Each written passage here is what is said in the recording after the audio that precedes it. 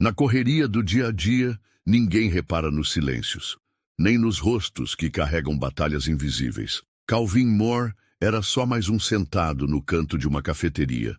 Um homem com um casaco militar antigo, uma xícara de café e o olhar fixo na janela. Mas quando 2 policiais decidiram que ele não pertencia àquele lugar, tudo mudou. Não sabiam que aquele sem-teto tinha histórias que ninguém ali poderia imaginar, e que uma simples ligação transformaria não só o destino deles, mas o de todos ao redor. A cafeteria da esquina da Ueta com a Lincoln Avenue, em Denver, era um daqueles lugares que carregam a rotina da cidade. Gente entrando e saindo, copos sendo enchidos, baristas chamando nomes errados no balcão. Para a maioria, era só mais um ponto no meio da pressa. Mas para Calvin Moore, aquele lugar tinha um valor especial. Era o único espaço onde ele ainda conseguia se sentir um pouco humano. Ele entrava ali sempre entre 9 e 10 da manhã. Nunca pedia muito. Um café preto pequeno e às vezes um pedaço de pão com manteiga quando dava. Pagava com moedas contadas, sempre organizadas antes em um saquinho plástico. Cumprimentava todos com um aceno. Sentava no mesmo canto, próximo à janela, e ficava olhando o movimento da rua como quem tentava se lembrar de algo que tinha ficado para trás. Naquela manhã, o frio estava mais cortante do que o normal. Por isso, Calvin vestia seu velho casaco militar verde-oliva, surrado pelo tempo, mas ainda carregando no peito o nome bordado, C. Moore. Era tudo o que lhe restava da sua antiga vida. O casaco era mais do que roupa, era lembrança, identidade e abrigo. Ele entrou, pediu seu café com um bom dia quase sussurrado e foi para seu canto. Estava com as mãos enluvadas e o olhar cansado. Não parecia diferente de qualquer outra manhã. Mas naquele dia, 2 policiais haviam parado a viatura ali perto. Estavam patrulhando a área após uma denúncia genérica sobre um sujeito estranho rondando estabelecimentos. Eram os oficiais Reed e Jacobs. Reed, mais velho, com 15 anos de corporação, tinha a postura típica de alguém que confunde experiência com autoridade absoluta. Jacobs, mais novo, seguia os passos do parceiro sem questionar. Pelo vidro da cafeteria, os 2 avistaram Calvin. Viram o casaco, viram a barba por fazer, o olhar baixo e o copo de café nas mãos. E tomaram a decisão. "Tá vendo aquilo, Jacobs?" disse Reed, apontando com o queixo. "Esse tipo adora usar roupa militar para ganhar simpatia. Aposto que roubou esse casaco de alguém. Quer entrar lá para averiguar?" respondeu Jacobs, hesitando. "Vamos fazer nosso trabalho." Entraram sem dizer palavra. O som da porta se abrindo chamou a atenção de alguns clientes. O ambiente, antes barulhento com pedidos e conversas, pareceu abaixar o tom assim que os 2 atravessaram o salão em direção a Calvin. "Bom dia, senhor. Podemos falar com você um instante?" disse Reed, já se aproximando da mesa. Calvin ergueu o olhar devagar, com um semblante calmo. Assentiu. "Claro. Esse casaco é seu?" "É. Ganhei quando servi." Jacobs observava o bordado com desconfiança. Reed cruzou os braços. "Serviu onde?" "Oriente Médio.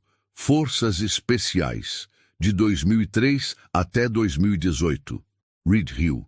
Um riso curto, debochado. "E agora tá aqui, tomando café com moedas?" Calvin manteve a calma. "Agora tô tentando não esquecer quem eu fui." Outros clientes já começavam a perceber o clima estranho. Alguns observavam de longe. O gerente se aproximou discretamente. "Está tudo certo aqui, senhores?" Reed foi direto. "Recebemos uma denúncia. Precisamos confirmar se esse casaco é autêntico e se foi obtido legalmente." "Ele entra aqui há meses", disse o gerente, cauteloso. "Sempre se comporta com educação, paga o que consome, nunca houve problema." "E desde quando?" "Aparência educada garante ficha limpa", retrucou Reed, ignorando o comentário.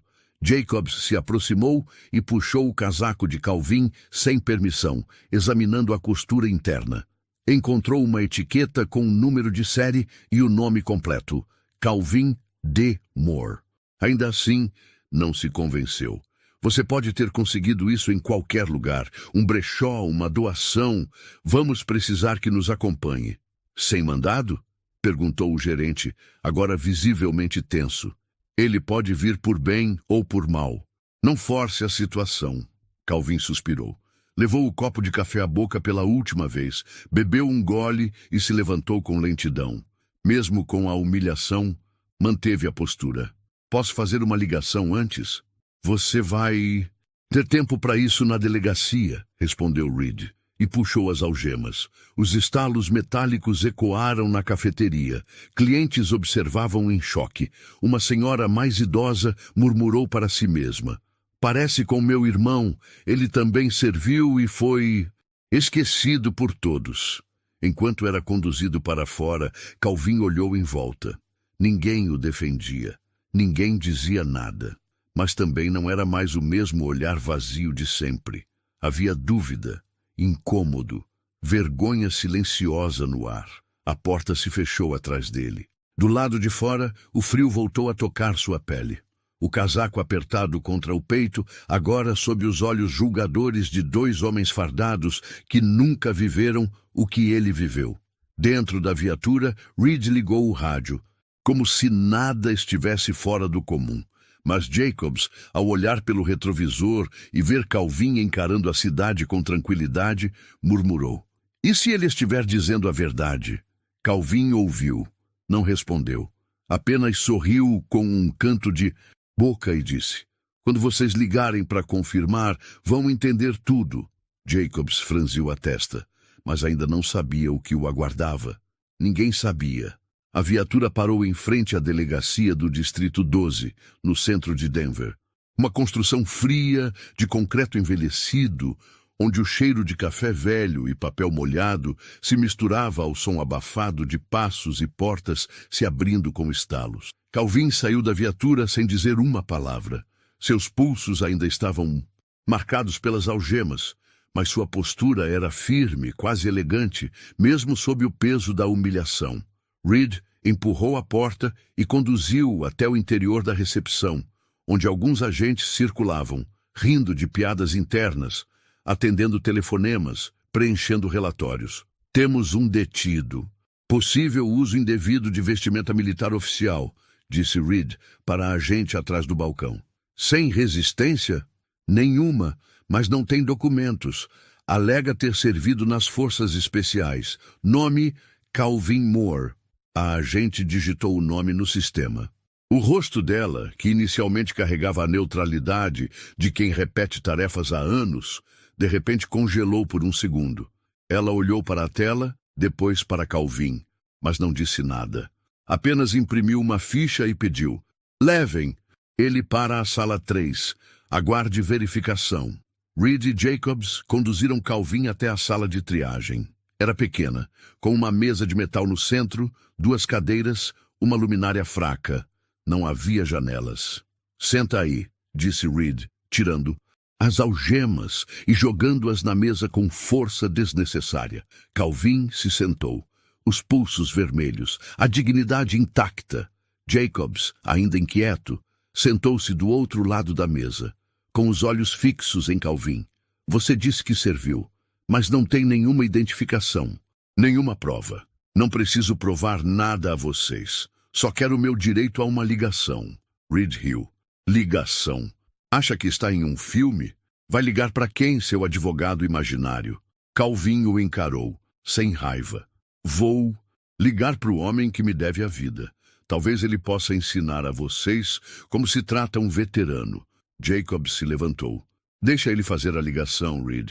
Se for conversa fiada, a gente só perde 5 minutos. Reed bufou, mas cedeu. Trouxe o telefone fixo da parede e o colocou sobre a mesa, puxando o fio até onde alcançava. Um número, 1 minuto. Calvin pegou o telefone, discou devagar. O número estava gravado na memória como cicatriz. Não precisava pensar. 3 toques, 4. Até que uma voz firme atendeu. Gabinete do general David Keller. Calvin endireitou as costas. Sargento Calvin Moore. Código 21A17. Preciso falar com ele. Urgente. Do outro lado da linha, silêncio por 2 segundos. Um momento. A linha ficou muda por mais 20 segundos. Reed olhava para Jacobs, revirando os olhos. Então a voz mudou. Agora era grave, precisa, familiar. Moore, onde você está? Distrito 12 de Denver, detido por suspeita de usar meu próprio casaco. Do outro lado da linha não houve indignação. Houve ação, rápida, direta. Permaneça aí, não fale mais com ninguém, estou a caminho. A ligação caiu. Calvin colocou o telefone no gancho, cruzou as mãos sobre a mesa e olhou para Reed, que agora estava menos confiante. Bom, acabou sua ligação. Agora vamos fazer a ficha. Vocês deviam ligar para alguém também, porque o que vem agora não é pequeno, disse Calvin em tom calmo, quase compassivo. Reed bufou. Olha só para esse cara. Acha que ainda está na ativa mandando ordens. Você saiu das ruas, parceiro, mas não deixou de ser só mais um. Jacobs, por outro lado, estava visivelmente desconfortável. Mexia as mãos, olhava para a porta. Sentia que alguma coisa estava diferente, e seu instinto de policial dizia para ouvir o silêncio entre as palavras. Menos de 30 minutos depois, a recepção da delegacia foi tomada por 3 carros pretos, sem identificação oficial aparente. De um deles, desceu um homem de terno escuro, óculos escuros e um crachá prateado pendurado no pescoço, com o brasão do Departamento de Inteligência Militar. A agente do balcão quase derrubou a xícara de café ao vê-lo. Em que posso ajudá-lo, senhor? Estou aqui em nome do General Keller. Onde está o senhor Calvin Moore?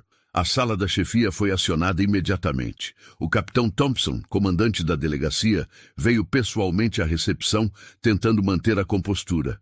Podemos saber o motivo da visita, senhor. Capitão, seu departamento deteve um veterano de guerra altamente condecorado, sem verificação, sem consulta ao Sistema de Reconhecimento Federal de Militares Ativos e Inativos. O general Keller quer um relatório em mãos até o fim do dia. E ele quer o sargento Moore liberado imediatamente, com pedido formal de desculpas da corporação. Thompson gelou. Não era a primeira vez que um erro administrativo tomava proporções assim, mas era a primeira vez que envolvia um nome tão importante. Ele mesmo desceu até a sala onde Calvin ainda estava sentado, agora de braços cruzados e olhar calmo. Sargento Moore, disse, chamando-o pela patente, como um pedido de perdão disfarçado. Pode nos acompanhar, por favor? Calvin se levantou, lançou um olhar rápido a Jacobs, que abaixou os olhos. Reed fingia não perceber. Ao sair da sala, sem algemas, sem empurrões, sem pressa, Calvin apenas disse: obrigado por não terem me ouvido, porque agora todo mundo vai ter que escutar. Enquanto Calvin aguardava no centro médico da base militar em Colorado Springs, sentado em uma sala silenciosa, com paredes claras e cheiro de desinfetante, do outro lado da cidade, em uma sala restrita da inteligência militar, oficiais liam, em voz baixa, o nome dele como se estivessem abrindo um baú esquecido. O nome Calvin D. Moore voltava a aparecer nos registros oficiais pela primeira vez em anos, puxado dos arquivos confidenciais com urgência após a ligação feita diretamente ao gabinete do general Keller. Os rostos na sala mudavam à medida que as informações surgiam na tela. Era como folhear as páginas de uma história de guerra que ninguém tinha terminado de contar. Calvin tinha se alistado em 2003, logo após os ataques de 11 de setembro. Era jovem, idealista e carregava nos olhos a raiva de quem viu a própria cidade se partir em medo. Cresceu em Detroit, num bairro esquecido pelo tempo, e viu no exército, não apenas uma chance de estabilidade, mas uma forma de dar sentido à sua vida. Serviu com honra, com garra e com um tipo de lealdade que hoje parecia fora de moda. As missões vinham uma atrás da outra, cada uma mais arriscada, até que seu nome foi parar nos quadros da Força de Reconhecimento Avançado, um setor de elite que atuava sob o mais absoluto sigilo. Um dos oficiais presentes na análise reconheceu a sigla de uma operação em que Calvin havia participado, Sentry Shield, em Kandahar em 2011. Uma missão que havia dado errado desde o início, em território hostil, com perda de comunicação e emboscadas coordenadas. Foi nessa missão que ele salvou não apenas seu pelotão, mas o próprio Coronel Keller, arrastando-o por mais de 300 metros sob fogo cruzado, mesmo já ferido. Essa era a história que nunca fora contada fora dos relatórios classificados. E ali, diante daqueles oficiais, ela ganhava contornos humanos. Durante os anos de serviço, Calvin acumulou condecorações que muitos oficiais jamais chegariam a sonhar. Estrela de bronze, coração roxo, medalhas de mérito e reconhecimento estratégico. Mas essas honrarias, que deveriam ter sido sua garantia de respeito pelo resto da vida, se tornaram apenas pedaços de papel esquecidos em uma pasta depois que ele retornou ao país. O retorno foi tudo, menos glorioso. Como tantos outros veteranos, ele voltou para um mundo que não sabia acolher quem vinha partido por dentro. Não houve desfile nem recepção calorosa. Houve apenas o silêncio, os pesadelos e a solidão.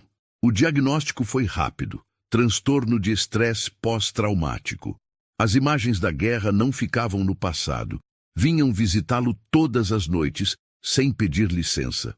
Os gritos, os tiros, o sangue, as ordens cortantes, tudo estava ali, mesmo quando ele caminhava pelas ruas de sua cidade tentando retomar a vida.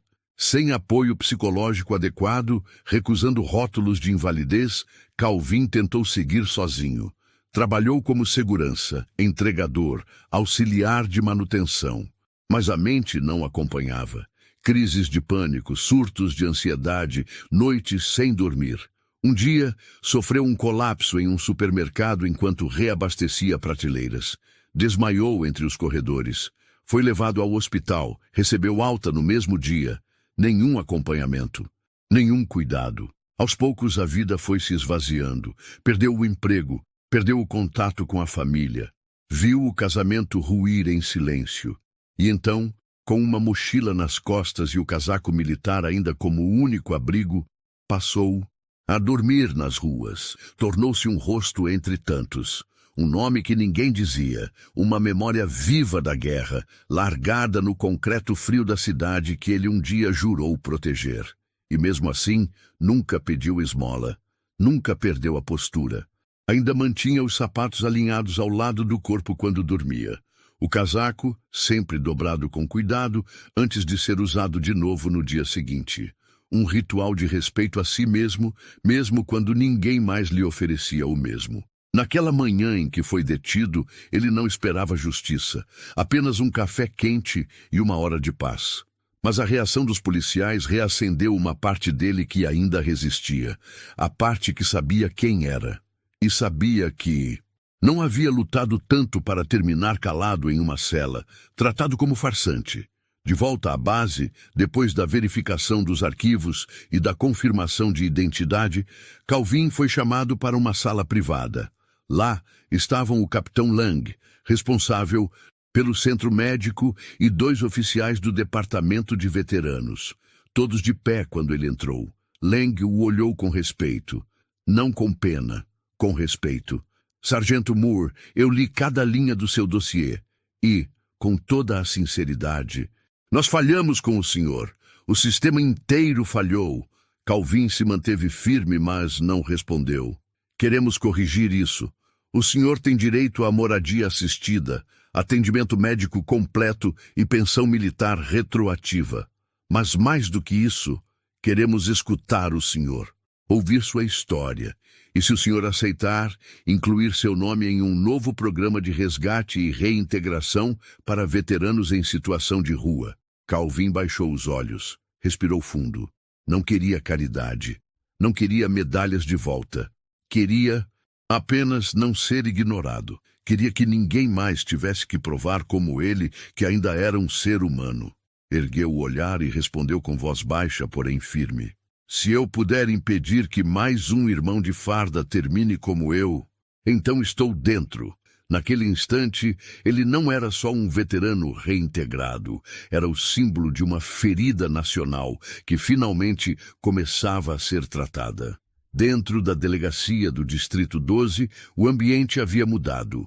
Não de maneira declarada, não em palavras, mas nos olhares, no silêncio mais longo entre um comentário e outro, na forma como os agentes passavam pelos corredores, desviando o olhar quando cruzavam com Reed e Jacobs.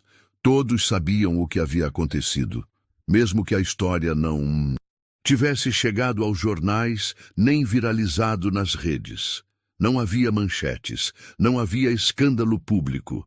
Mas dentro da corporação, o nome Calvin Moore agora era um lembrete vivo de um erro que ninguém queria repetir. Os 2 policiais foram oficialmente afastados das ruas. A ordem era clara: funções administrativas apenas, sem contato com o público, sem farda, sem arma. A medida, embora não definitiva, era simbólica. Estavam ali, dentro do sistema, mas fora da ação. Reed reagiu como quem recebe uma afronta pessoal. Resmungava pelos cantos, batia portas com mais força que o necessário e murmurava para os colegas que tudo era exagero, que estavam apenas fazendo o trabalho deles. Mas ninguém respondia. Até mesmo os mais próximos preferiam não se envolver. Jacobs, por outro lado, foi tomado por um silêncio diferente. Passava os dias em uma mesa no fundo do setor de arquivos, organizando pastas antigas, preenchendo formulários obsoletos e evitando o próprio reflexo nos vidros. Ele lembrava dos olhos de Calvin. Não os olhos de um sem-teto revoltado, mas os olhos de alguém que já tinha visto o pior da humanidade e, mesmo assim, se mantinha de pé. A imagem dele algemado, dizendo com serenidade que tudo mudaria com uma ligação, não saía da cabeça de Jacobs. No fundo, ele sabia, desde o início, havia algo naquele homem que não combinava com a sujeira da rua, nem com o julgamento apressado que ele e Reed fizeram. O Departamento de Conduta e Ética Interna abriu uma sindicância silenciosa. 2 representantes da corregedoria chegaram à delegacia, não para investigar um crime, mas para entender o que levou 2 policiais a tratarem um veterano de guerra com deboche e desconfiança, mesmo com indícios claros de sua identidade. Foi pedido o acesso aos relatórios da abordagem, aos áudios da viatura e aos depoimentos dos envolvidos. A investigação não buscava culpados com alarde. Buscava entender como a arrogância institucional se tornou padrão. O capitão Thompson, responsável pela delegacia, acompanhava o processo com um misto de vergonha e urgência. Era um homem experiente, respeitado, mas que sabia quando o silêncio de anos finalmente cobrava seu preço. Convocou uma reunião interna com os oficiais da casa, fechou as portas, desligou os telefones e falou com uma voz firme e sem rodeios. Disse que o caso Moore não era apenas sobre uma abordagem mal conduzida. Era um retrato de uma falha mais profunda, a incapacidade de ver a humanidade nas pessoas antes da farda. E se a polícia quisesse continuar existindo com algum respeito, teria que aprender a olhar de novo. Enquanto isso, Jacobs tomou uma decisão. Escreveu uma carta. Não foi um pedido de desculpa genérico. Não. Foi uma tentativa de limpar a própria imagem. Foi um texto sincero, rabiscado, reescrito 3 vezes antes de ficar do jeito certo. Levou até o capitão Thompson e pediu que fosse entregue a Calvin, se fosse apropriado. Na carta, Jacobs escreveu que lamentava profundamente o que havia feito, que não conseguia dormir direito desde aquele dia, que pela primeira vez se deu conta de que estava usando a farda para se proteger do que não queria ver, e que se Calvin permitisse, gostaria de um dia trabalhar em algum programa de escuta, de apoio, de qualquer coisa que evitasse que outros como ele passassem pela mesma humilhação. Thompson leu a carta em silêncio. Não disse palavra. Apenas assentiu e garantiu que ela seria entregue. Calvin recebeu a carta ainda no centro médico. Leu devagar 2 vezes. Depois, a dobrou com cuidado e guardou no bolso interno do casaco, no mesmo lugar onde ficavam as lembranças que ele escolhia carregar. Não fez comentário. Apenas olhou pela janela e pensou que, se aquele jovem estava disposto a aprender, então talvez alguma coisa ainda pudesse mudar. Já Reed se recusava a reconhecer qualquer erro. Quando foi chamado para uma entrevista com os avaliadores da corregedoria, sustentou que seguiu o protocolo. Disse que a situação era suspeita, que o uso de vestimenta militar por civis sem identificação era passível de verificação. Repetia os termos técnicos como quem se agarrava a eles para não admitir que havia julgado alguém pela aparência. Mas os investigadores não se impressionaram. Um deles, veterano aposentado, perguntou a Reed se ele sabia como era dormir na rua mesmo depois de ter salvado vidas por seu país. Reed não soube responder. Ao final do processo, Jacobs recebeu recomendação para ser reintegrado ao patrulhamento em estágio supervisionado, com acompanhamento psicológico e participação obrigatória em programas de empatia e abordagem humanizada. Reed foi colocado em licença disciplinar por tempo indeterminado. O sistema não gritou sua culpa, mas também não a esqueceu. Dias depois, o capitão Thompson fixou um quadro de madeira no saguão central da delegacia. Nele, uma única frase gravada em baixo relevo. A dignidade não se mede pela aparência. Se reconhece no silêncio de quem já viu a guerra.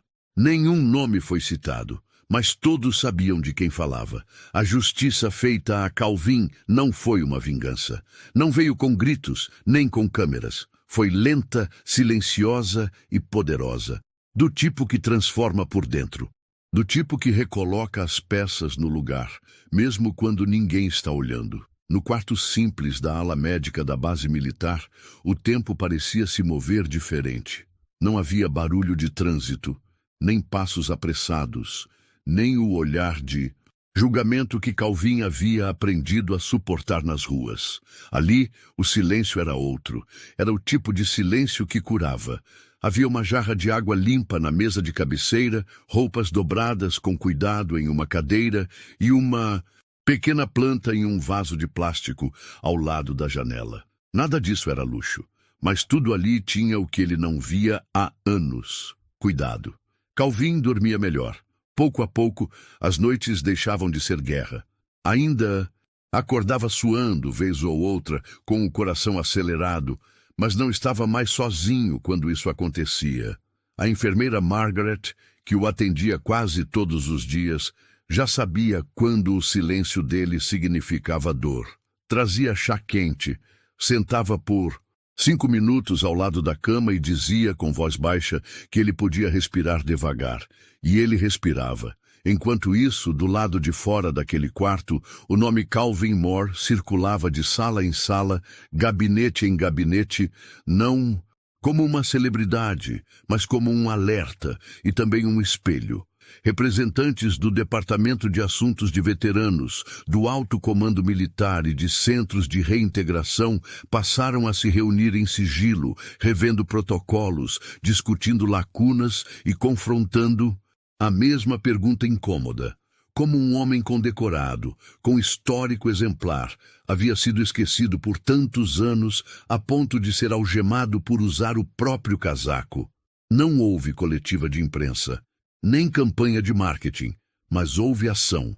Foi criado um núcleo emergencial dentro da Divisão de Reintegração Nacional, com foco exclusivo em localizar veteranos desaparecidos do sistema. Não se tratava apenas de burocracia, era pessoal. O nome do projeto foi batizado em silêncio, em uma sala de reuniões, sem fotógrafos. Programa Moore. Em homenagem a quem não pediu homenagem, mas forçou o sistema a enxergar. Calvin soube disso por uma assistente que veio acompanhá-lo em uma das consultas. Ela disse que um grupo de veteranos da base começaria a fazer visitas em abrigos, estações e pontos de rua. Iriam levar documentos, escutar histórias e garantir que ninguém mais caísse no mesmo buraco invisível. Perguntou a ele se gostaria de participar, como conselheiro. Ele hesitou. Tocou no próprio casaco, ainda com o bordado Seymour no peito.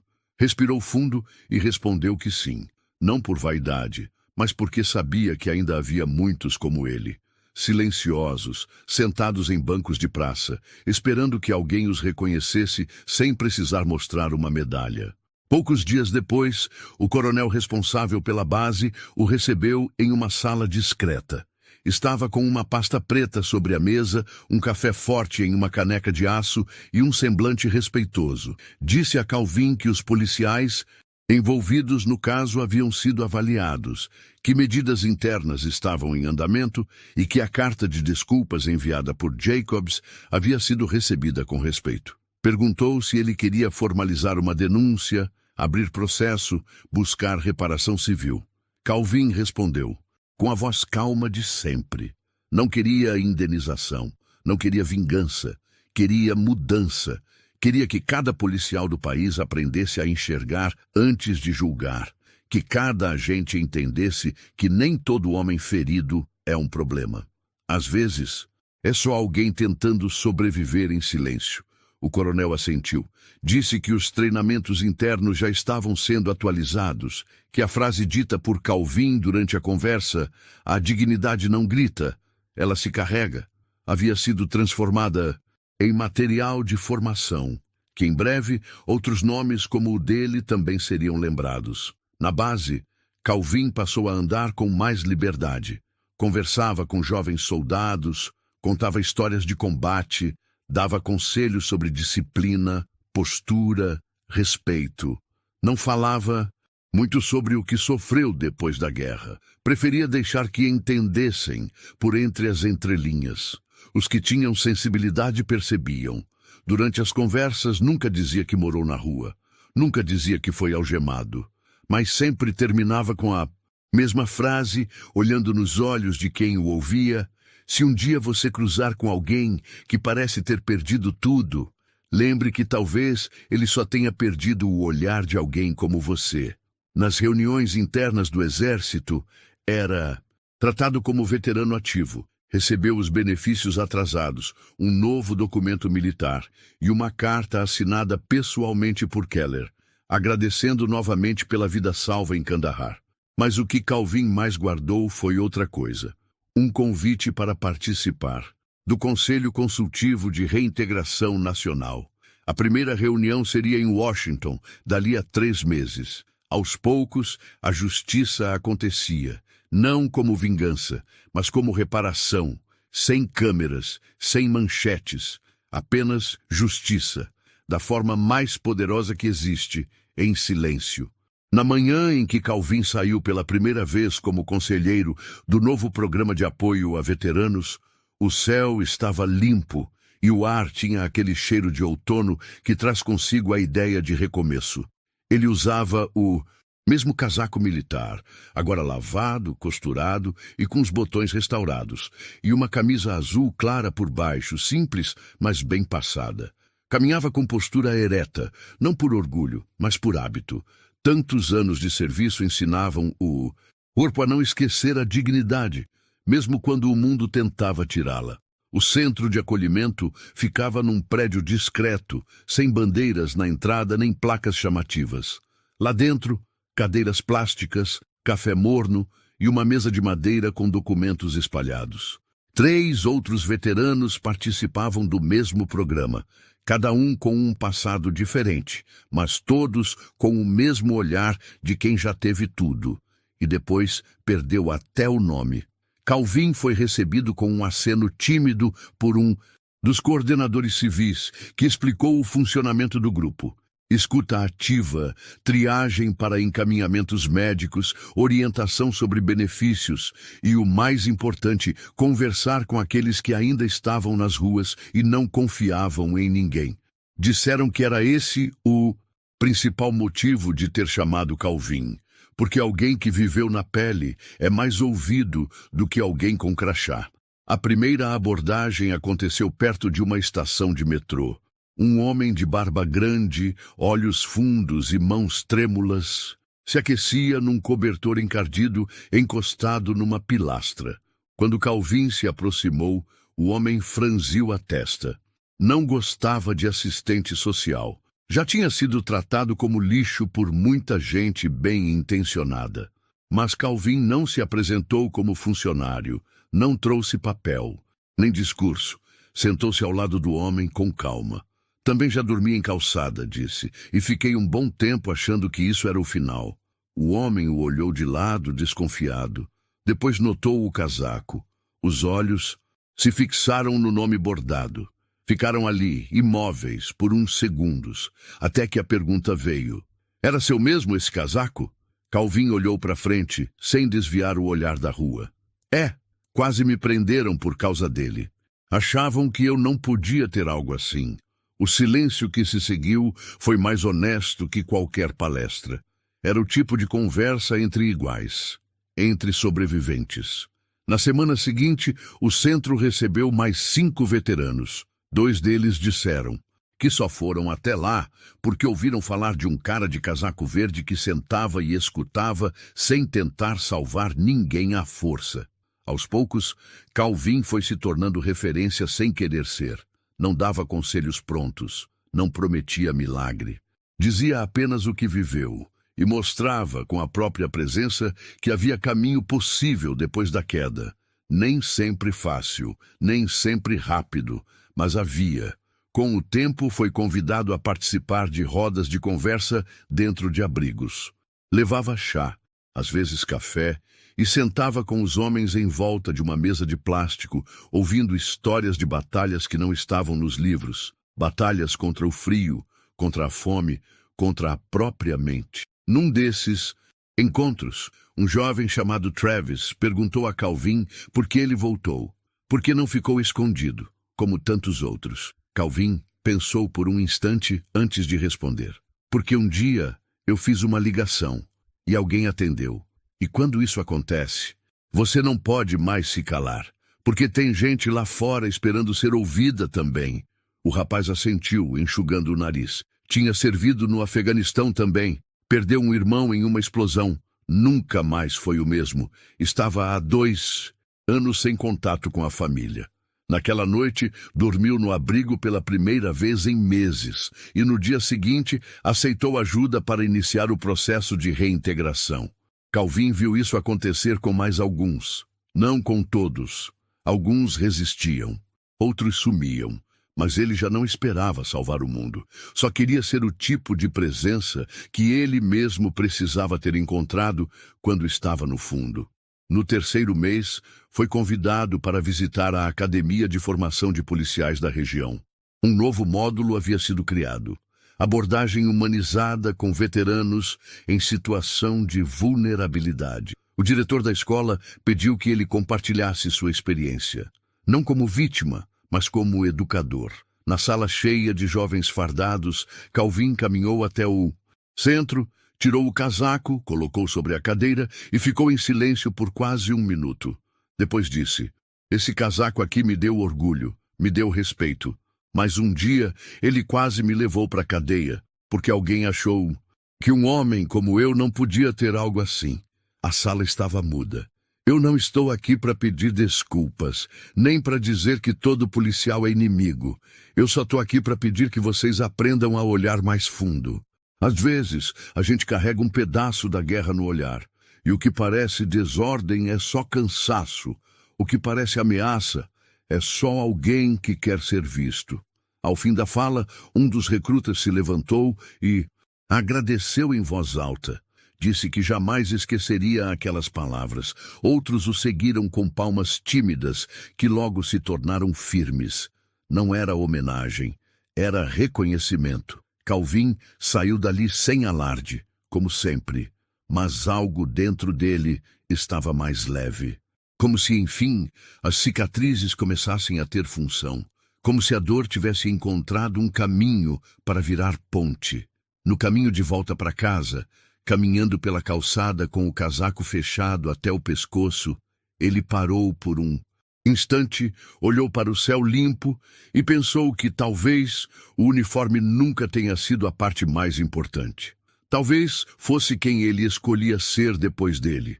Na primeira sexta-feira de dezembro, a base militar em Colorado Springs amanheceu coberta por uma névoa fina. O frio cortava pelas frestas das janelas e deixava o chão úmido, mas dentro do pequeno centro de reintegração, o clima era outro. A sala principal estava cheia. Não havia bandeiras ou faixas, nem repórteres ou fotógrafos. Mas cada rosto ali carregava um silêncio atento, como quem sabe que algo importante está para acontecer. Calvin chegou cedo, como sempre fazia. Cumprimentou os funcionários pelo nome, trocou 2 ou 3 palavras com os veteranos do dia e deixou seu casaco sobre o encosto da cadeira, pendurado com cuidado. No bolso, levava um pequeno caderno onde anotava os nomes e histórias de cada homem com quem conversava. Nunca deixava passar. Dizia que lembrar o nome de alguém era o primeiro sinal de que ele existia. Ele não sabia exatamente o motivo do convite. Disseram que haveria uma pequena reunião com representantes do alto comando. Talvez uma conversa sobre melhorias no programa. Talvez só uma cerimônia interna. Calvin não se importava com os detalhes. Tinha aprendido a não criar expectativas com as instituições, apenas fazer o melhor no espaço que tinha. Quando a sala já estava composta, um coronel entrou. Era o mesmo homem que havia coordenado o início do programa Moore. Tinha postura firme, mas olhos gentis. Trazia consigo uma pequena caixa de madeira escura e uma folha dobrada. Pediu licença, colocou a caixa sobre a mesa e olhou para Calvin. Senhor Moore, pedi que todos estivessem aqui hoje porque há algo que precisa ser feito.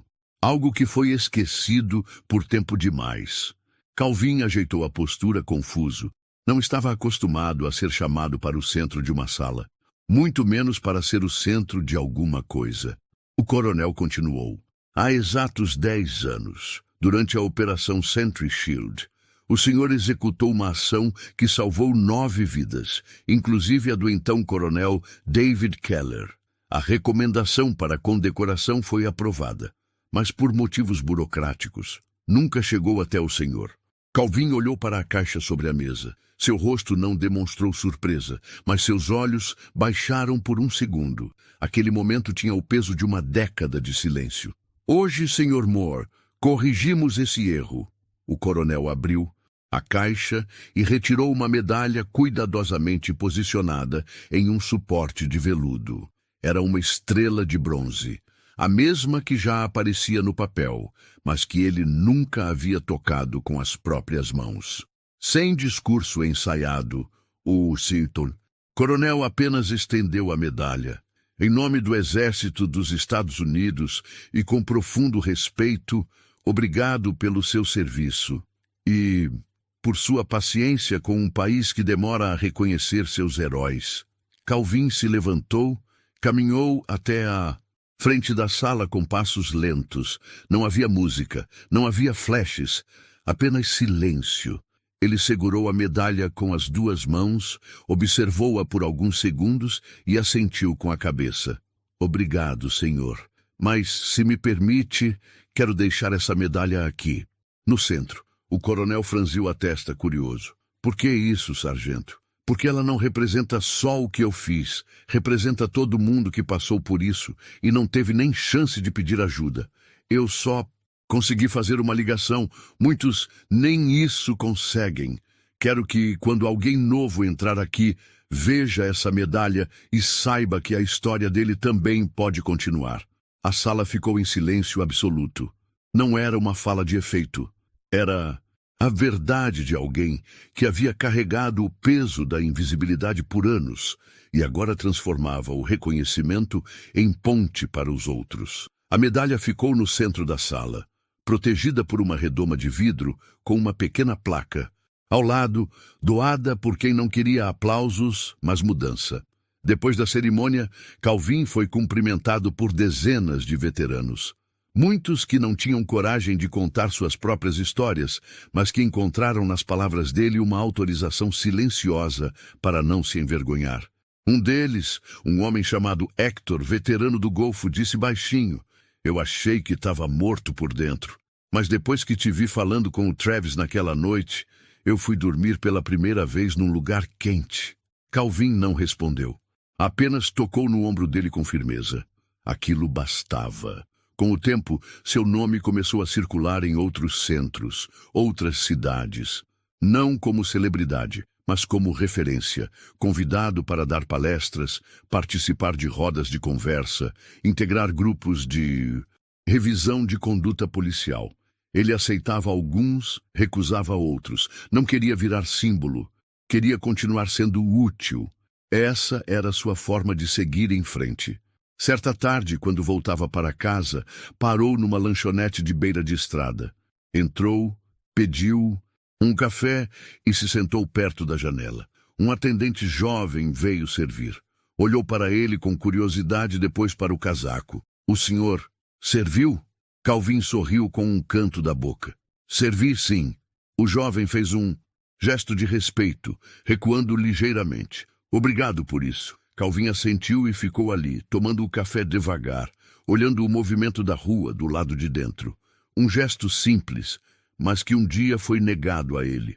Na saída, deixou uma nota de $20 sob a xícara, com um bilhete escrito à mão. Nunca julgue quem usa um casaco gasto. Ele pode carregar mais história do que você imagina. Era uma manhã fria de janeiro quando Calvin desceu do ônibus na mesma esquina de sempre. A calçada da 8ª Avenida parecia menor do que ele lembrava. Os prédios estavam iguais. Os sons do trânsito ainda ecoavam no fundo, e a cafeteria na esquina mantinha o letreiro aceso como se o tempo nunca tivesse passado. Mas ele sabia. Muita coisa havia mudado desde aquela última vez. O casaco verde-oliva ainda o acompanhava. Agora limpo, restaurado, com as costuras reforçadas e o bordado Seymour brilhando discretamente no peito. Era o mesmo de antes, mas carregava uma nova camada de significado. Não era mais apenas símbolo de sobrevivência, era prova de que ele ainda estava aqui. Calvin empurrou a porta da cafeteria com cuidado. O sininho acima dela soou como antes, e o cheiro de café fresco o envolveu com uma força quase nostálgica. Era o mesmo cheiro daquele dia em que fora abordado injustamente. Mas agora, ele não era mais o mesmo homem que saíra algemado dali. O lugar estava levemente mais movimentado. Pessoas sentadas em mesas, concentradas em telas, copos nas mãos, fones nos ouvidos. Ninguém o notou de imediato. Ele caminhou até o balcão com passos firmes, tirou a carteira e pediu. Um café pequeno, por favor. Sem açúcar. O atendente, um jovem novo, pegou o copo de papel, serviu a bebida e, quando olhou para Calvin, pareceu hesitar por um segundo. Seus olhos passaram pelo casaco, pelo rosto, e então ele perguntou com voz baixa. O senhor já veio aqui antes, não? Calvin sorriu. Já. Uma vez não fui bem tratado. O jovem mordeu o lábio inferior sem saber o que dizer. Apenas ofereceu o café com um gesto respeitoso e não cobrou. É por conta da casa. Calvin agradeceu com um aceno e se dirigiu para o canto da cafeteria, para a mesma mesa onde costumava sentar. Estava vaga, como se estivesse esperando por ele. Sentou-se com calma, colocou o copo sobre a mesa e observou a rua pela janela. O fluxo de pessoas, os carros, a pressa. Era tudo igual, mas ele sentia diferente. Pela primeira vez, não carregava o peso da invisibilidade. Ele não precisava mais provar nada para ninguém. Do outro lado do balcão, o gerente do local o viu. Congelou por um instante. Reconheceu de imediato. O homem que, meses atrás, havia sido retirado dali como um criminoso por usar o próprio casaco.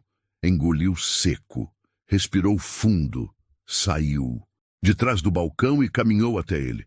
Parou diante da mesa. Calvin ergueu os olhos, reconheceu o rosto. O tempo tinha passado, mas o olhar era o mesmo. Senhor Moore, certo? Sim. O gerente se mexeu sem saber bem o que dizer. As palavras pareciam maiores que a boca. Eu me lembro daquele dia. Eu estava aqui. Eu não fiz nada. E isso me persegue desde então. Calvin não respondeu de imediato. Pegou o copo, tomou um gole de café, esperou. Depois disse: eu também me lembro. Lembro que ninguém disse nada, nem você. Mas eu também sei que o medo às vezes paralisa e que o silêncio cobra caro. O gerente olhou ao redor, como se buscasse apoio nas paredes. O senhor me perdoa? Calvin o encarou. Havia ali, naquele pedido, algo que ele não ouvia com frequência. Não era apenas culpa, era desejo sincero de reparar. Ele assentiu com um leve gesto de cabeça. Eu não guardei raiva, guardei memória. E usei ela para construir outra coisa. Isso sim, ninguém pode tirar da gente. O gerente respirou aliviado. Parecia mais leve. Pediu licença e voltou ao balcão. Não havia plateia, nenhum aplauso, nenhum registro. Mas naquele pequeno gesto havia mais significado do que 1000 pedidos públicos. Calvin terminou o café devagar. Observou o movimento por alguns minutos. O mundo andava. E ele também. Na saída, passou pelo balcão, deixou uma nota de 20 dobrada ao lado da xícara vazia e disse ao atendente: pode usar isso para pagar o próximo veterano que entrar aqui e diga que foi alguém que entende. O jovem sorriu. Era novo demais para entender o peso exato daquelas palavras, mas sentiu que devia guardá-las. Calvin saiu da cafeteria e caminhou até o ponto de ônibus. Esperaria pouco, mas o tempo já não o incomodava. Sentou-se no banco de metal, ajeitou o casaco e olhou o céu. Respirou fundo. Pensou em tudo o que viveu, em tudo o que perdeu e no que reconstruiu com silêncio, paciência e coragem. Ele nunca buscou vingança, nunca quis ser notícia. Queria apenas ser reconhecido como homem, como cidadão, como alguém que serviu e caiu, mas se levantou. E naquele instante, sentado sozinho na calçada fria, ele soube que tinha conseguido. Os meses passaram como passa o vento frio de março, discretos, consistentes, mudando tudo sem fazer alarde. Calvin continuava sua rotina, simples entre o centro de reintegração, as visitas aos abrigos e sua pequena casa nos arredores de Colorado Springs. O casaco verde, símbolo de tudo o que ele viveu, agora pendia no hall de entrada, respeitado como parte da casa, mas já não grudado ao corpo como antes. Ele não precisava mais provar nada. No centro, as cadeiras começaram a se encher mais rápido. Veteranos que antes desconfiavam de qualquer ajuda passaram a aparecer com mais frequência.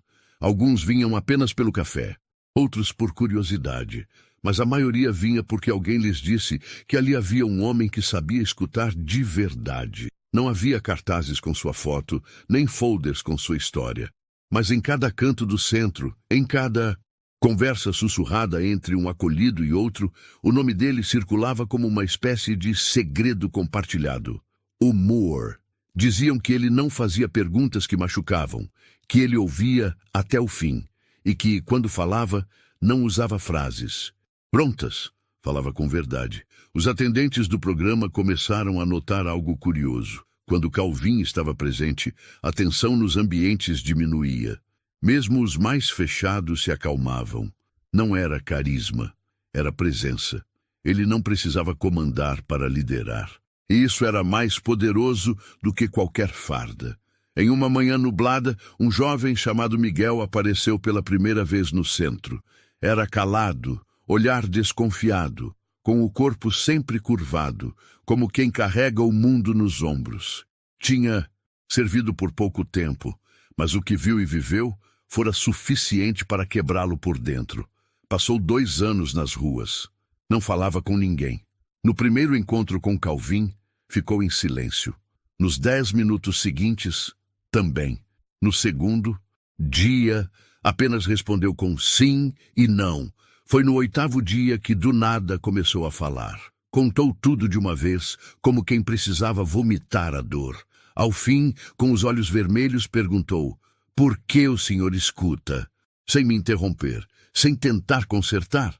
Calvin demorou a responder: porque quando eu precisei, ninguém escutou. E sobreviver só fez sentido quando eu entendi que podia ser o ouvido que faltou para mim. Miguel passou a frequentar o centro. Um mês depois, se ofereceu para ser voluntário na organização dos arquivos. 2 meses depois, se candidatou para uma vaga no programa oficial. Hoje, ajuda outros que chegam calados como ele. O efeito Calvin não se limitava aos centros de apoio. Na delegacia do Distrito 12, onde tudo havia começado, o nome dele foi incorporado a um protocolo interno. Um pequeno manual distribuído aos novatos trazia um capítulo chamado Caso Moore, com orientações claras sobre como abordar indivíduos em situação de rua, principalmente aqueles com indícios de histórico militar. O conteúdo era discreto, técnico, mas carregava a essência do que aconteceu. Respeitar antes de suspeitar, escutar antes de interrogar. Jacobs, o jovem policial, foi reintegrado com restrições. Participava ativamente das formações internas e, por iniciativa própria, passou a dar aulas sobre abordagem humanizada. Em uma dessas aulas, contou a história de Calvin para os recrutas. Eu algemei um homem que salvou mais vidas do que eu posso contar. E mesmo assim, ele não me tratou como inimigo. Ele me ensinou com o silêncio. Alguns riram desconfortáveis. Outros se emocionaram. Mas ninguém saiu dali indiferente. Enquanto isso, Calvin recusava convites para dar entrevistas. 2 produtoras procuraram o centro pedindo autorização para fazer um documentário sobre ele. Ele recusou ambas. Disse que sua história não era entretenimento. Disse que não queria ser lembrado como exceção, mas como sinal de que há muitos como ele por aí. Invisíveis, mas reais. No fim do dia, o que mais importava para ele era simples: continuar presente, levar café, lembrar nomes, reforçar que a dignidade de um homem não pode ser medida pelo lugar onde ele dorme, mas pela forma como ele continua tentando viver. Numa tarde chuvosa, Margaret, a enfermeira que o atendeu nos primeiros dias de internação, apareceu de surpresa no centro. Levava um envelope nas mãos. Lá dentro, uma carta. Era do general Keller, escrita à mão.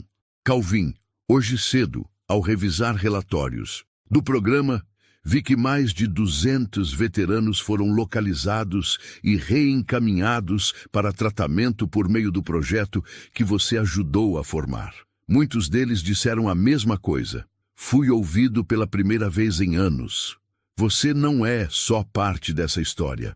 Você é o motivo dela ter começado. Com respeito eterno, Keller. Calvin leu em silêncio. Não disse nada. Apenas dobrou a carta com cuidado e guardou no caderno onde anotava as histórias dos outros. Aquela, ele sabia, era apenas mais uma página no caderno invisível que ele vinha escrevendo sem precisar publicar. Seu legado não seria visto em prêmios nem em manchetes, mas estaria presente em cada homem que voltou a dormir sob um teto, em cada recruta que pensasse 2 vezes antes de sacar algemas, em cada atendente que, diante de um olhar perdido, dissesse: senta aqui, me conta seu nome. Um legado que não se grita, que não se aplaude, um legado que se sente. Era início de primavera quando Calvin sentou-se no banco de madeira do pequeno jardim nos fundos da casa onde agora vivia. As flores ainda não haviam desabrochado por completo, mas o verde começava a vencer o frio. O som dos pássaros era suave, e a luz do sol tocava seu rosto com delicadeza. Ali, no silêncio daquele quintal simples, ele sentia que, enfim, podia respirar sem o peso do passado pressionando os pulmões. O casaco verde-oliva estava pendurado dentro de casa, dobrado com cuidado em um suporte de parede que ele mesmo instalou. Não precisava mais usá-lo todos os dias. Já não era escudo, nem prova. Agora era memória. E lembrança, quando respeitada, não dói. Ensina. Desde a última visita à cafeteria, onde tudo começou, Calvin continuava sua rotina com tranquilidade. Seguia no centro de acolhimento, mas agora como mentor de novos conselheiros. Passava mais tempo treinando pessoas do que atendendo diretamente. não por cansaço, mas porque entendeu que sua história precisava gerar continuidade. Isso se fazia multiplicando escuta, não centralizando aplausos. Certa tarde, um grupo de novos voluntários perguntou a ele o que mais desejava, agora que sua vida estava em paz. Pensaram que ouviriam uma resposta simples. Uma viagem, talvez. Ou reencontrar a família. Mas ele demorou a responder. Cruzou os braços sobre o peito, olhou para o chão de terra batida do jardim e disse: que ninguém precise viver o que eu vivi para ser tratado como humano. O silêncio tomou conta da sala. Era isso, era só isso, mas era tudo. Algumas semanas depois, Calvin recebeu uma carta do próprio gabinete do Exército. Um convite formal para participar de um painel nacional sobre políticas públicas para veteranos, em situação de rua. Ele sorriu ao ler. Não era do tipo que gostava de holofotes, mas respondeu com um sim. Alguém tem que estar lá e dizer a verdade sem florear, disse ao coordenador do centro. E se eu puder ser essa voz, então ainda tenho trabalho a fazer. Foi até Washington, em silêncio, acompanhado por um oficial de transporte. A reunião aconteceu em uma sala oval simples, com representantes civis e militares, legisladores e gestores. Quando chegou sua vez de falar, não usou slides, nem discursos decorados. Disse apenas o que viveu. E como uma simples ligação, feita de uma sala fria, com algemas no pulso, mudou não só o destino dele, mas de centenas de outros esquecidos. Não pediu mais verba, pediu mais humanidade. Foi ouvido e voltou para casa no dia seguinte, como sempre. Discreto, em paz. Nos últimos dias de abril, Calvin passou a acordar mais cedo. Ia ao mercado, comprar pão fresco, cumprimentava os vizinhos pelo nome, varria a calçada da frente e, às vezes, ajudava o idoso da casa ao lado com os sacos de lixo. Nada grandioso, apenas vida. E para alguém como ele, viver com calma era a maior conquista. Em uma tarde comum, ao passar por um ponto de ônibus, viu um homem sentado no chão, com um cobertor sobre os ombros e um olhar vazio. Era um rosto novo, alguém que ainda estava preso no silêncio do abandono. Calvin se aproximou, se agachou ao lado e perguntou: "Já tomou café hoje?" O homem negou com a cabeça. Calvin tirou uma garrafinha térmica da mochila e serviu num copo descartável. Sentou-se ao lado e ficou ali. Sem perguntas, apenas presença, porque ele sabia como aquilo começava. Sabia que antes de tirar alguém da rua, é preciso tirar a rua de dentro dele.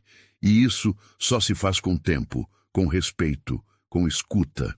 De volta à casa, antes de dormir, Calvin sentou-se na varanda. Observou o céu, agora limpo. Respirou fundo e pensou em tudo o que havia vivido, da guerra ao abandono, da calçada à cafeteria, da humilhação à justiça. E agora, o silêncio. Que o envolvia era outro. Não era o silêncio do esquecimento, era o silêncio da paz merecida. Ele fechou os olhos e por um segundo ouviu vozes antigas, gritos de combate, estalos de tiro, chamados por rádio. Mas dessa vez, eles não o assustaram, apenas passaram, como quem se despede. Na manhã seguinte foi ao centro como sempre. Cumprimentou os colegas, organizou os nomes das triagens do dia e tomou seu café, sentado no mesmo canto de sempre. Mas havia algo diferente no ar. Todos sabiam. Aquela história estava chegando ao fim, mas não era um fim triste. Era um encerramento digno. Calvin não precisava mais estar ali todos os dias. Ele havia deixado sua marca. E agora, outros sabiam como continuar. Antes de sair, deixou um envelope na recepção, endereçado aos futuros conselheiros. Dentro havia uma única folha, com uma frase escrita à mão. Se você ouvir com o coração, eles vão saber que podem voltar para casa. E assinava apenas com Moore. O tempo passou, e Calvin seguiu sua vida, agora anônima outra vez. Mas seu nome ainda ecoava nos corredores dos centros, nas delegacias reformuladas, nas academias de policiais e principalmente nos cafés quentes servidos com respeito. Ele não virou manchete. Não deu entrevista, mas transformou o mundo de quem mais precisava. E talvez, no fundo, essa seja a verdadeira definição de herói.